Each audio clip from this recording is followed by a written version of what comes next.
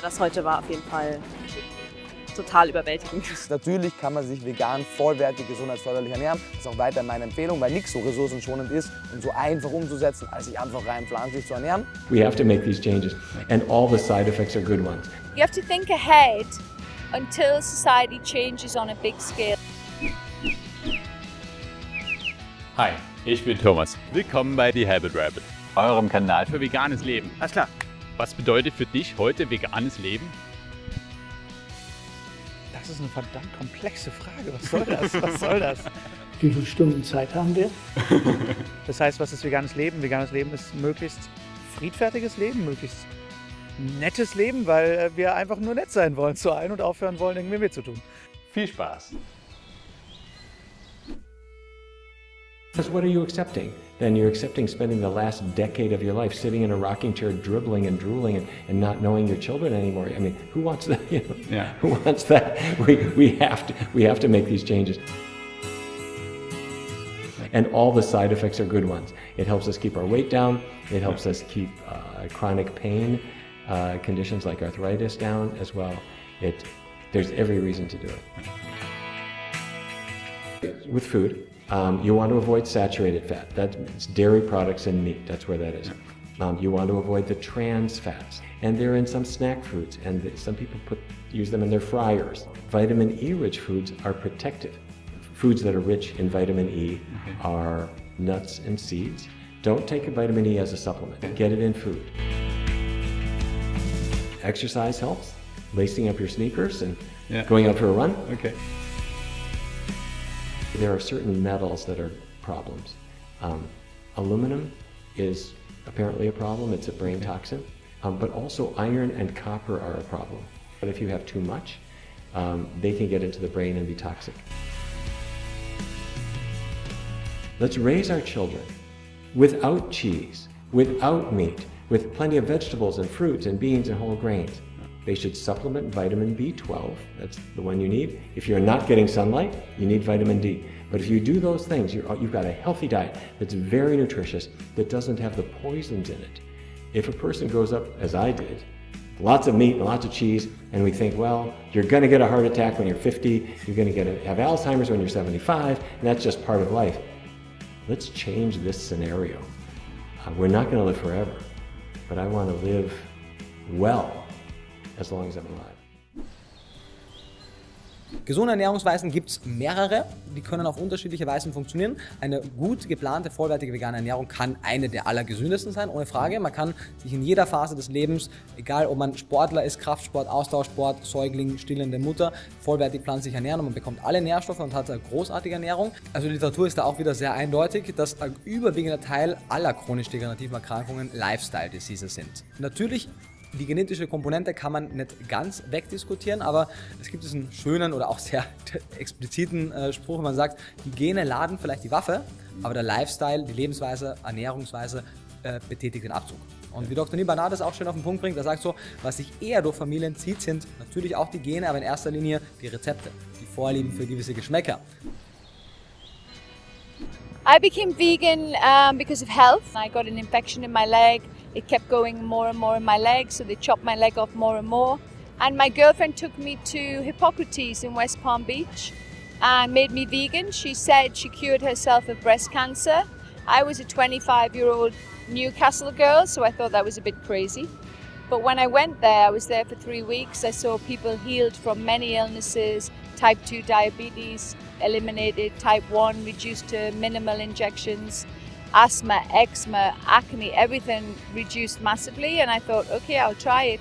2 weeks after I was there with wheatgrass juice and garlic poultices and all these things, my leg was healed. And I just went, wow, this is amazing. So I was on a raw vegan diet for 2 years to heal myself. The main reason for me to be vegan today is to save the planet, the animals, the people and the health. It is the whole package. I've been doing it for 25 years. It's no longer just health, just the environment, just the animals. It's the whole thing. And the only way to do it is to make sure people are eating fantastic food. That's the only way it will happen on a mass scale. Why not make food that tastes and feels the same but doesn't harm animals, the environment, the planet or your health? So there's solutions for everything, but people have to think about what they're buying, what they're consuming, what they're putting on their body, and the damage that it does to the environment. And slowly, people like you and this age group, the younger generation, are being conscientious to think about how we save the planet that my generation destroyed. First thing is to slowly change. Learn about nutrition. Everybody says, oh, where do you get your protein from? You know, I have muscles, you know, bigger than most women, and I do 60 pull-ups. So the protein is the bullshit thing that comes from the meat industry. Der Verbraucher geht ja nicht zum Markt und kauft Proteine grammweise ein, sondern der kauft Lebensmittel. Aber er ist für den, der sich da etwas mehr für die Einzelheiten interessiert, es gibt diese Grammansagen und die sind so rundherum 50 Gramm pro Erwachsenen pro Tag. Da gibt es natürlich Abweichungen. Ich glaube, ich habe es schon angedeutet.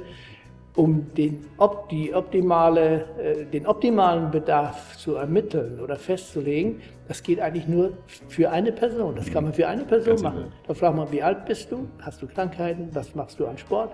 Und so weiter. Und dann kann man sagen, 50 ist nicht nötig, du brauchst nur 47,5 Gramm. Ja. Also individuell. Und es geht ja gar nicht anders bei diesen Empfehlungen, dass man zunächst Durchschnittswerte angibt. Aber was in unserer Gesellschaft heute passiert, in erster Linie dadurch, dass wir relativ viel tierische Lebensmittel aufnehmen, die haben alle gute Proteinwerte von der Menge her so zwischen 20 und 25%. Und dadurch wird deutlich zu viel Protein aufgenommen.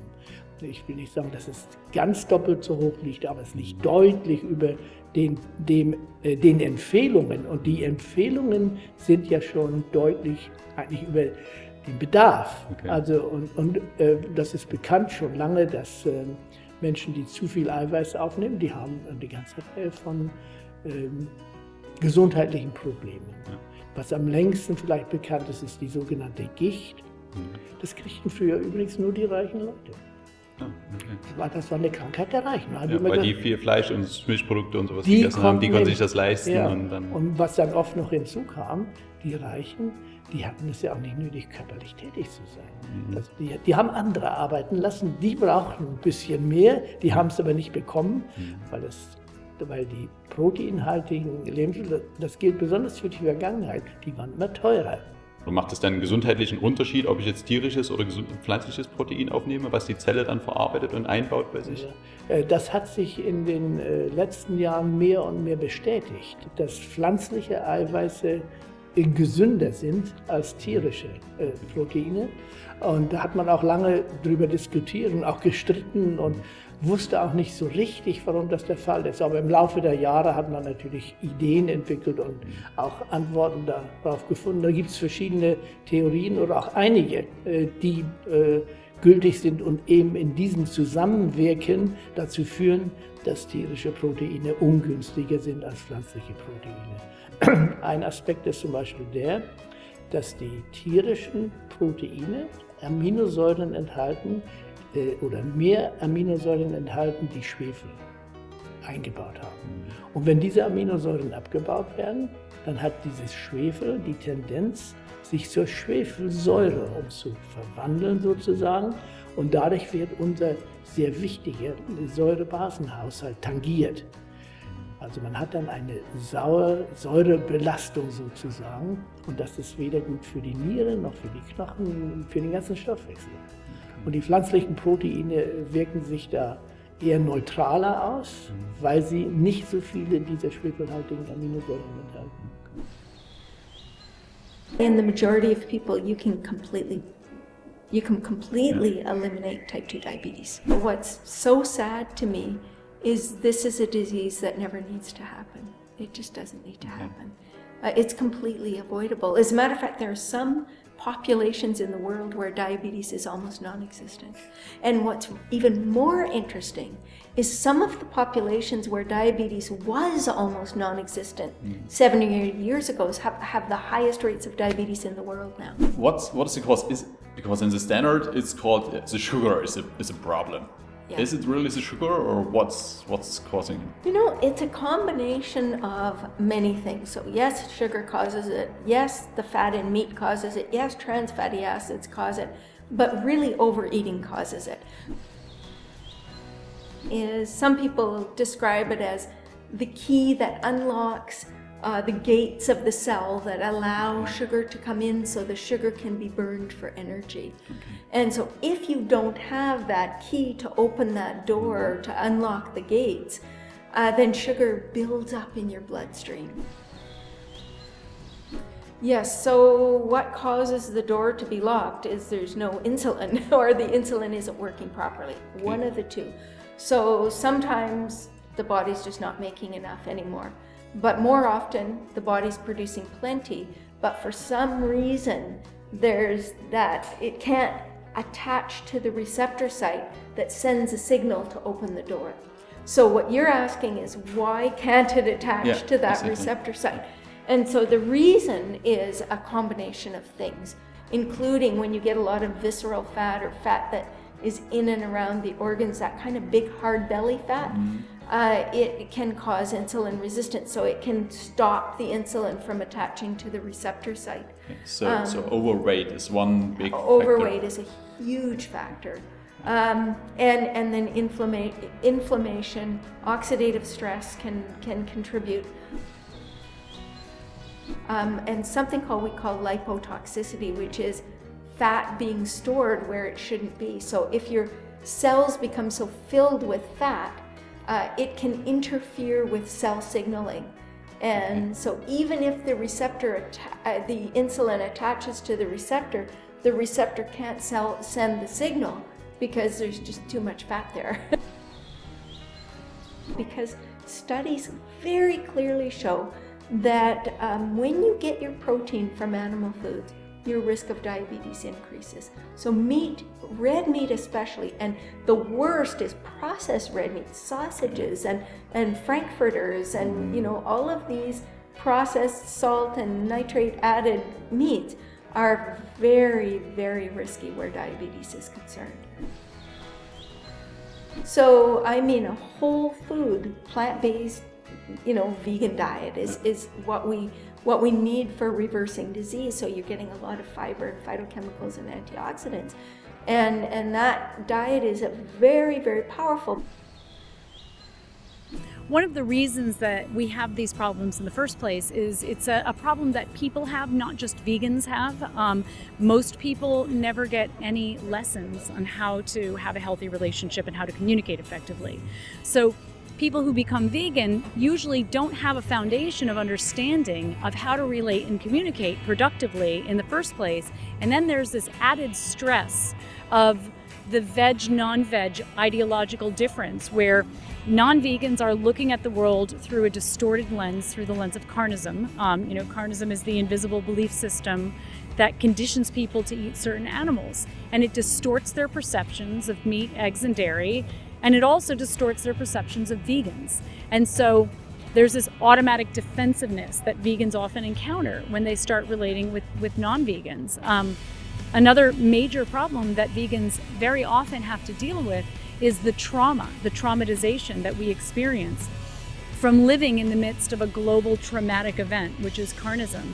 And this stress, it's called secondary traumatic stress, distorts our perceptions of ourselves, of other vegans, and also of non-vegans. So these two problems, the problem of carnism and the problem of secondary traumatic stress, combine with the problem that most of us have no foundation of understanding about how to relate and communicate effectively, and can cause a lot of problems. One is to focus on the process more than the content of a communication. All communications have these two parts, the content and the process. The content is what we're talking about, and the process is how we're talking. So when we focus on the content, our goal is usually to be right and to win. You know, just to say, I want you to understand my ideas. When we focus on the process is how we're communicating. And I should say, when we have a healthy process, our goal is not to be right or to win. Our goal is mutual understanding. It's to understand the other person and to be understood by them. And when you create that goal of mutual understanding, of awareness and empathy, miracles can happen. People are much more receptive to information when they feel like you're not trying to prove them wrong. I recommend that we ask others to be as vegan as possible. And that's a respectful way to encourage people to move towards veganism. We're saying, we're encouraging somebody to think every time they sit down to a meal, how vegan can I make this meal? So we're encouraging them to think critically. And frankly, if everyone in the world were as vegan as possible, the world would be vegan pretty quickly.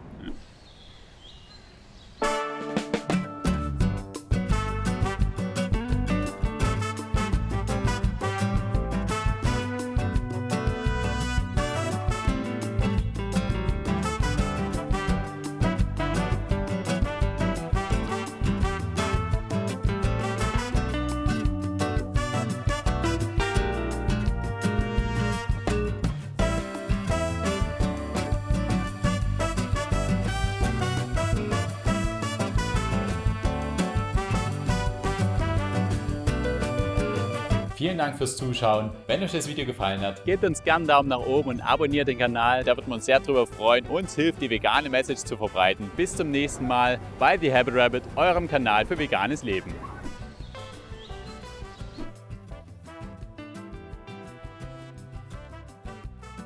Ja, also ich glaube, wir würden jetzt einfach mal den Sieger... Ich glaube, wir würden jetzt einfach mal ein bisschen unseren Dialekt achten, oder? Wie sieht es aus hier? No.